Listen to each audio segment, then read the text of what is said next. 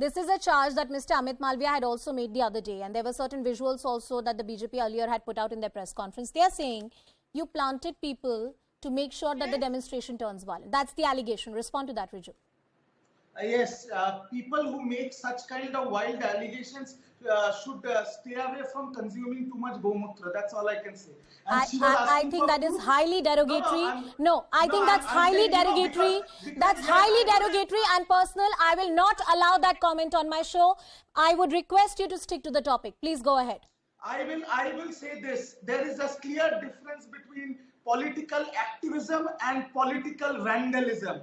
You bring in people when your rally was to go to Nabanna and they have come 50 odd kilometers into the middle of Calcutta in front of police headquarters and you're burning police vehicles. She said identify them as Karyakartas. This is the main accused who burned the police car is seen here taking a picture with the Deputy Home Minister who is also a BJP MP from Kuch Bihar. What is their answer for this? Now secondly, I will tell you this. The problem here is in the BJP High Command of Bengal, in the BJP High Command of Bengal, they have no control over their cadres. Shubhendu Adhikari left from his house 3 hours after the rally started. Then he said, don't touch my body and ran away like a coward from the scene. Dilip Ghosh said in the afternoon, the rally is over. And after he said this, Sukanta Majumdar, the president, with Agnimitra Paul is sitting on the road in the BJP. They have no coordination. They don't know who these people are. But I'm saying this on record. And I'm showing this. There has been 26 arrests so far. Okay. I can name them also on your channel who are identified as BJP Karyakartas. Okay. Let me take a reaction from Shatarupa and then I will bring in our other panelists into the discussion. Shatarupa, 26 arrests so far, some of them even identified as BJP Karyakartas. Will you take responsibility? If they are finally identified as BJP Karyakartas, like I said, we will take action against them and we have no problem if the law takes its own course. One last sentence I want to say before you go on to somebody else. The party which is accusing us of vandalism right now, we're talking tall stories about our vandalism. This is the party which vandalized the Vidhan Sabha. The historic Vidhan Sabha has been vandalized by these Karyakartas. Historic Presidency College University has been vandalized by Trinamool Karyakartas. So they have no right, no moral right to talk about our... your party vandalized the Babri Masjid. I don't want to justify if our... It's amazing how both of you are pointing out to the history of each other. And perhaps that's a message to all our citizens as to how the West Bengal politics has been marred by violence. I want to bring in Mr. Anirban Banerjee and also Mr. Arun Anand into the discussion. Mr. Anand, first to you. Is this a re-energized BJP? The lull perhaps has been broken, and they are aware of a political space once again opening up, a discourse around the alleged corruption scandals that has given the space for BJP to once again claim the space in the political narrative and also on the streets. I don't think it's a re-energized BJP. I think, there is a larger problem with BJP also. But first, let me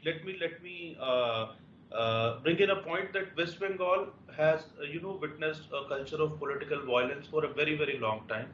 The left first mastered it, and then Trinamool, when Trinamool took over, it had suffered during the left regime, and now Trinamool has mastered it. And now somehow the political idiom of West Bengal, it starts from political violence and it ends at political violence. That is one point. Second is that, see, the BJP also needs to do some introspection.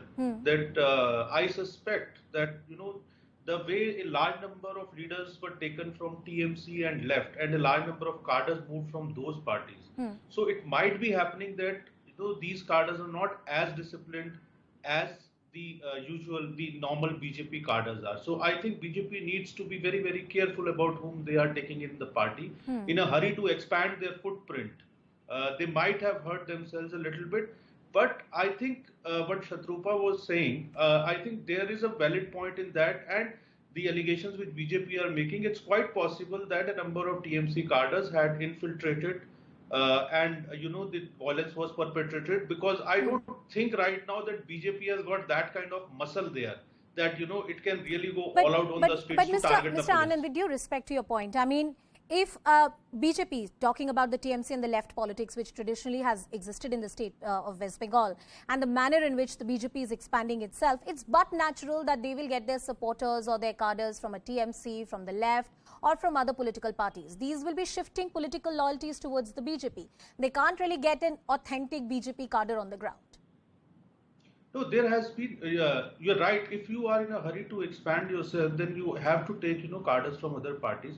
But the problem is that in other states also, in some other states also, and there's nothing wrong that if, people from other parties want to come and join you. But the thing is that, as I told you, that the idiom of politics, in which the cadres which are moving to your party, if they are trained in that idiom of violence, then you need to do something about that. Okay. I think that is a challenge which BJP has to face. Okay, I'll take that question to the BJP spokesperson as well. But before that, Mr. Banerjee, Anirban Banerjee, I'm coming to you. Do you think that the TMC will be able to battle this out in terms of the public perception?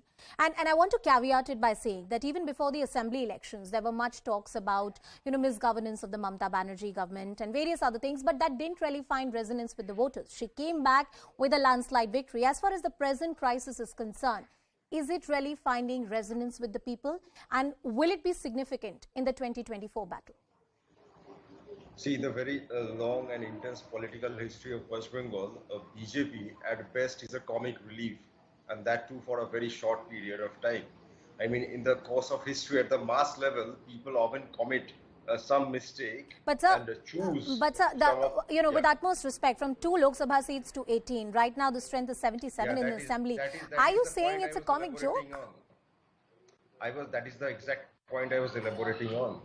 People at the mass level at times do commit a few mistakes which they very quickly recover from as well. And the vote percentage of the BJP in 2019 was around 40. In 2021 it was around 38. And look at the last few elections, whether it is the municipal elections or the Lok Sabha or Vidhan Sabha by-polls, it has gone down to single digit in a few cases as well. In 2024, the percentage will be nowhere near the 40 as it was in 2019, I can assure you. And what is your basis for saying that? But the basis is, even after so many years in West Bengal, after 2019, there were 18 members. Some defected from Trinamool, their numbers rose. And even after that, 78, 77 seats in 2021, no sign, no iota of any organization in West Bengal. Even in this particular Nabanna Chalo, the lion's share of those goons were brought in from other states. And that is the reason they did not know whose leadership to follow, who are the leaders in West Bengal, whose command to follow. They went berserk because they had no one to follow. They don't know who are the leaders in West Bengal. Okay. This is the state of the organization of the BJP right Shatarupa, I want to take both of these points with you. One of the points that Mr. Arun Anand was making, which is that largely your cadre, in the haste for expansion, has been roped in from other political parties. It's but natural that BJP and your present breed of supporters will be from different political parties who might have had different political affiliations earlier. That's not a problem. But a certain level of discipline is important, and perhaps at the organization level, BJP has not been able to do this as efficiently as they would like to. That's what Anirban also said. Respond to both of these points. So I completely accept what Mr. Anand was saying. Yes, it is possible that many of our cadres, many of our karyakartas, since they have come from different parties following their own separate leaders, it is possible that they still have not been able to infuse the true BJP ideology within them. So we always run a risk of berserk activities. But what Anirban is saying, just let me finish that part. We have been conducting trainings. We do interact a lot with the karyakartas. Yes, it is an ongoing process, and I think we'll carry that on. But what Mr. Anirban has been saying, and he keeps saying this on different channels, that we provide comic relief.